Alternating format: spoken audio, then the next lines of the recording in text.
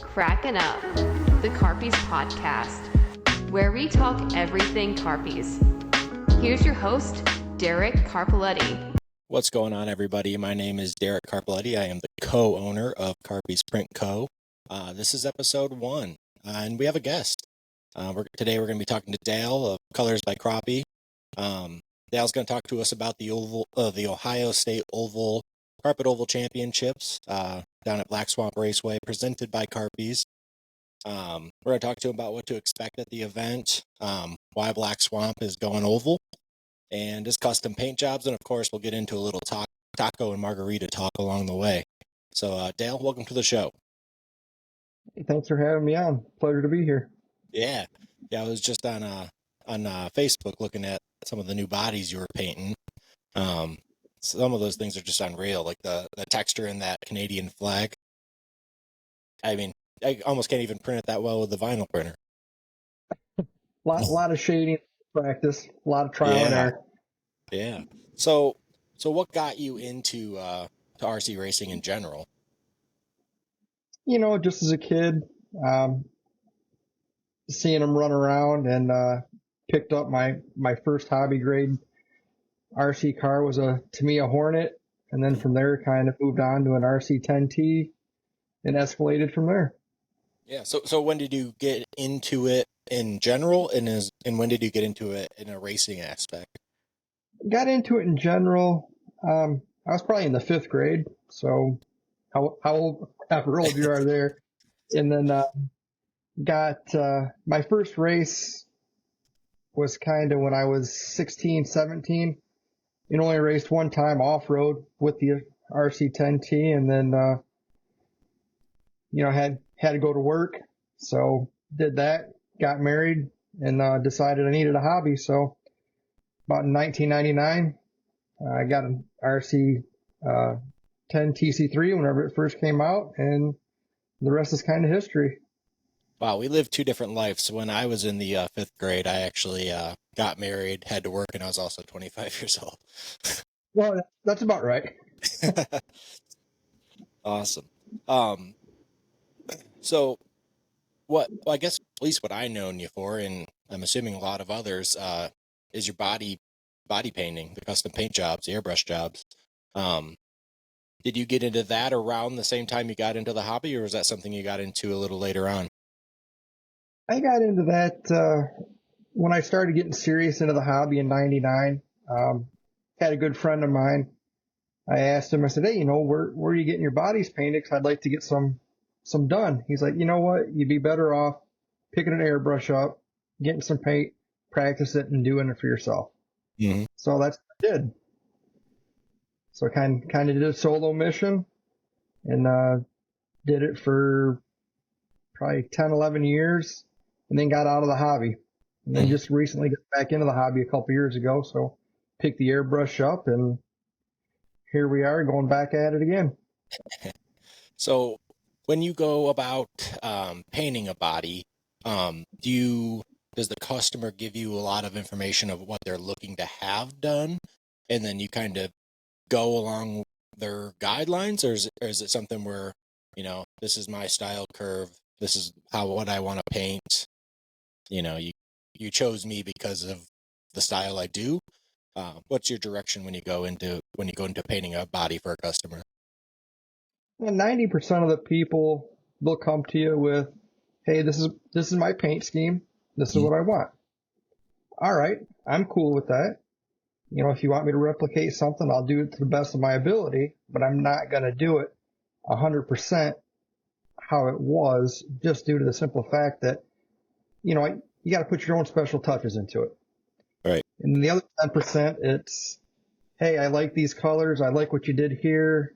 I like this on this body, this on that body. Is there any way that you can kind of see what you can do to put them together?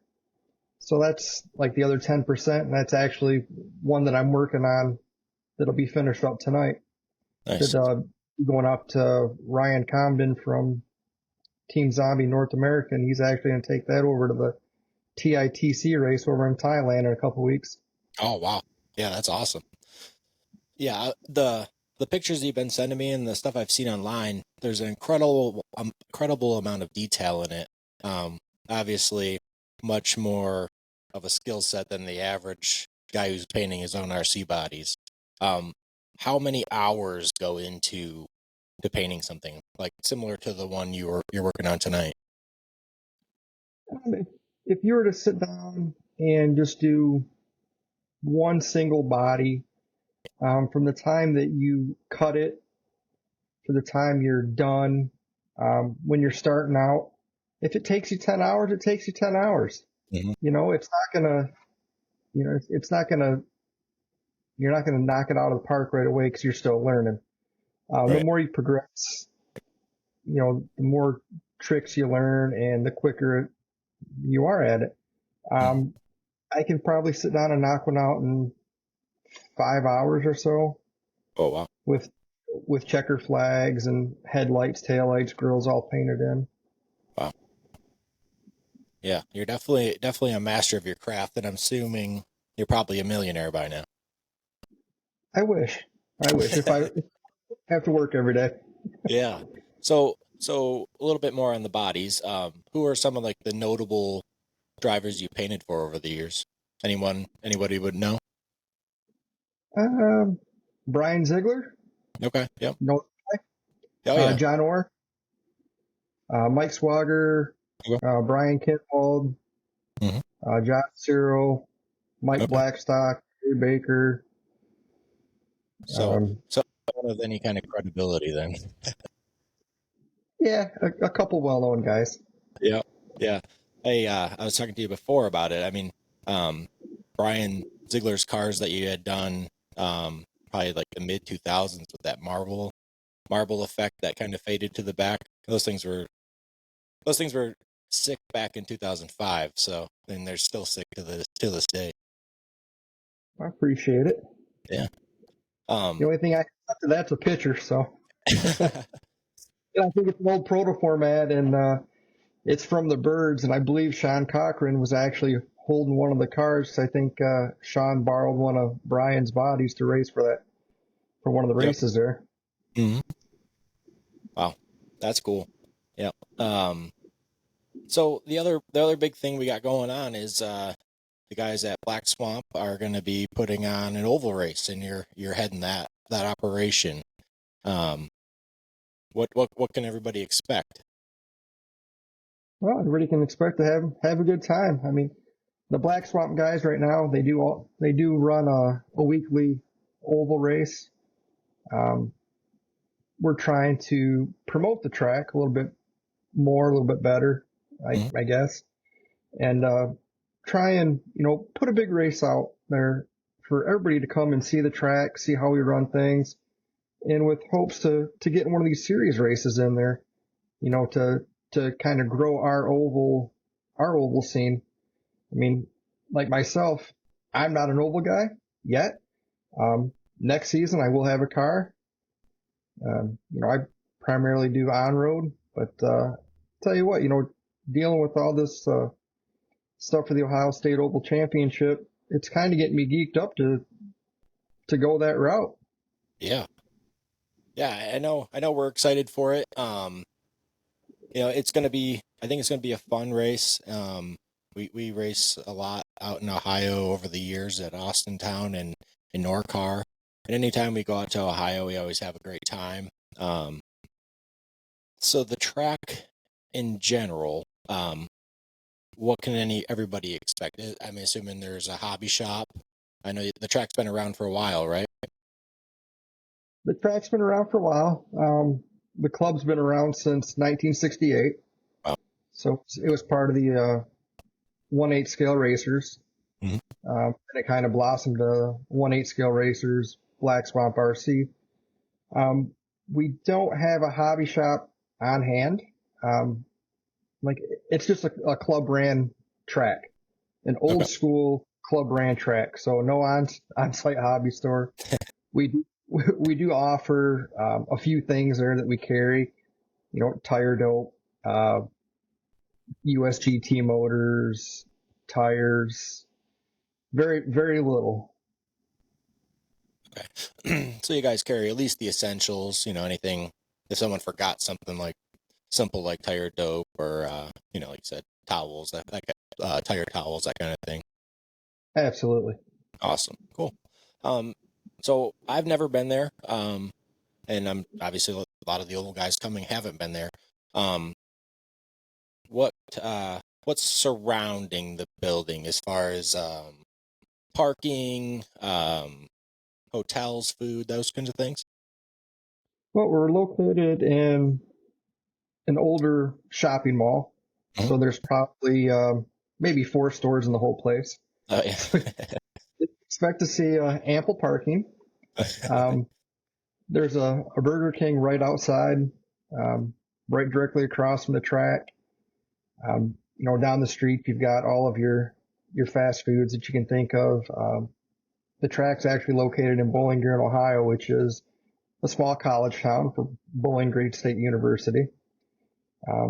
So within 10, 15 minutes, depending on which way you want to go, you can go down. You can have some high class Mexican restaurant, or you can have some low class Italian, whatever you want. They got it covered. I'll have both. Um, so the event, I mean, one of the more intriguing things for me is, it's going to be, it's going to be a professionally put on event, but I'm excited that it's just a 2-day event, a lot of these events now are getting to be 3-4 days long. And it just, they're grinding. Like sometimes we'll show up on a Thursday. I'm done for the weekend by Friday afternoon. So I'm excited for a nice compacted 2-day show. You said Friday is unload and practice, and then we're going to kick off qualifiers Saturday morning. Is that right? That's correct. We're doing all day practice on Friday. Track's opening noon at the latest, more than likely probably 10 a.m., and it'll be open till 9 p.m. Okay, nice. Saturday morning, we'll up at 8 o'clock and probably start our first round of qualifiers at 11 o'clock. Okay, perfect. Awesome. So that gives us time to get some Mexican food and margaritas Friday night then. Absolutely. Now, I see we got a lot of classes. Do you want to give us kind of a rundown of what classes will be running this week, or next week, I should say, February 10th? You got rubber tire truck, car, 12 scale, pretty much the whole gamut of the oval crowd. I wish I could answer it a little bit better. Like I said, I'm an on-road guy, so this is all Greek to me. This is going to be a new learning experience for myself as well. Yep. So I'm trying to wrap my head around everything. Seems like I thought us on-road guys were crazy, but man, you oval guys, you're a different breed. Yeah, they got too many classes, but I guess that's what it takes to get car counts and stuff. So do what you got to do. I do see there's 2 unique classes to an extent. Would be the hack fab low C conversion class and the 1RC. So those 2, I'm assuming, aren't running on the full size scale track, right? They're going to be run on a smaller size track. It'll be on the same track, but we're going to take it down to it's going to be like 25 foot end to end for the one I see. Okay, awesome.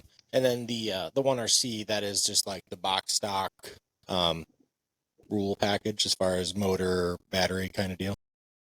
Yes, they're doing the box stock late model on that. And that's a great class. I mean, that's an introductory class to get you in, see if you like it. And if you like it, what are you going to do? You're going to go on, you're going to get a bigger, faster car.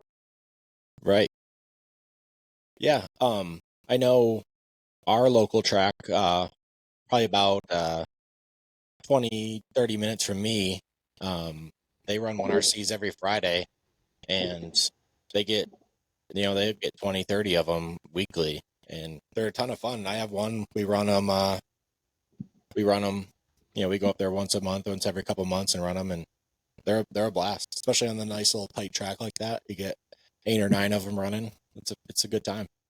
Let's go into what we got to eat. Us old guys like to eat. No one's coming into that place under 250 pounds. So that's a hot ticket item. Are you guys going to impress us with food or what? Sure. I mean, we've got two real good Mexican restaurants not too far from us. The older guys, if they remember the TV show MASH, Jamie Farr used to talk about a place called Tony Paco's. That's about 20 minutes from the track, the original location. We've got a ton of pizza options out there. High class seafood if you're into that. No. There's just everything out there.